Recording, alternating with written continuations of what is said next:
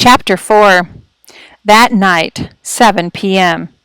Sounds way too dangerous, Mom said, adding a dash of pepper to a bubbling pot of chili. I don't like the idea of Dex heading off with some thrill-seeker. Dex, Mom, and Dad were in the kitchen, cooking their usual Saturday night chili dinner.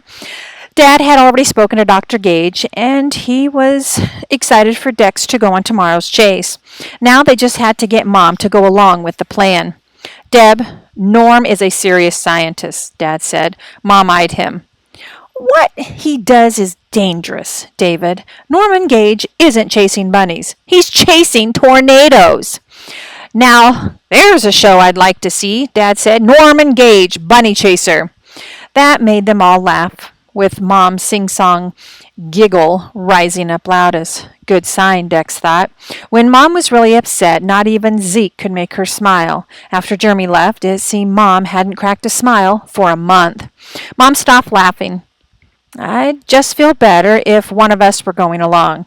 There's no way she or Dad could miss this graduation ceremony. Dad brushed one of Mom's blonde curls off her forehead. I trust Norm.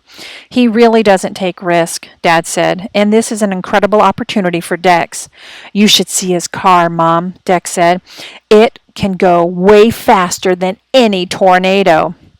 Mom looked at Dad and then Dex, flicking her dark eyes back and forth. Dex held his breath. Finally, Mom gave her I surrender sigh and flashed the smile that Dad swore was the prettiest in Joplin. All right. Victory!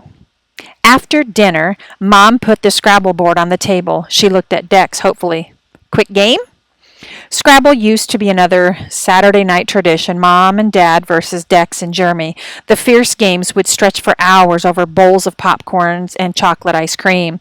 When Dex and Jeremy won, they'd parade around the house like Super Bowl champs, whooping with joy. Dex couldn't tell Mom that Jeremy was gone. Scrabble was just a boring game. He kissed her goodnight. I need to get a good night's sleep for tomorrow. He said goodnight to Dad and headed up to his room. He watched a couple of episodes of Dr. Gage's show and then got ready for bed. He pulled back his blankets to make a pot for Zeke. He had to yank hard to undo his sheets, which were tucked in extra tight. Jeremy had taught him how to make his bed that way. He had just finished SEAL training in California, the most brutal military training in the world. It was 6 months of pure misery, Jeremy said, endless days of grueling runs, freezing ocean swims, and impossible obstacle courses.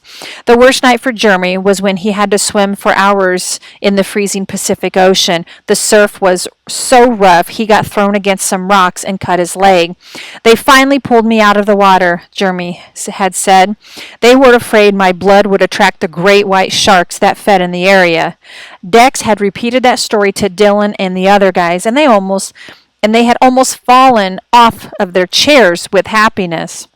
Dex had shown them Jeremy Seal's trident pin, which Jeremy let him bring to school for the day. The pin was a golden eagle clutching an anchor, a gun, and a three-pronged spear.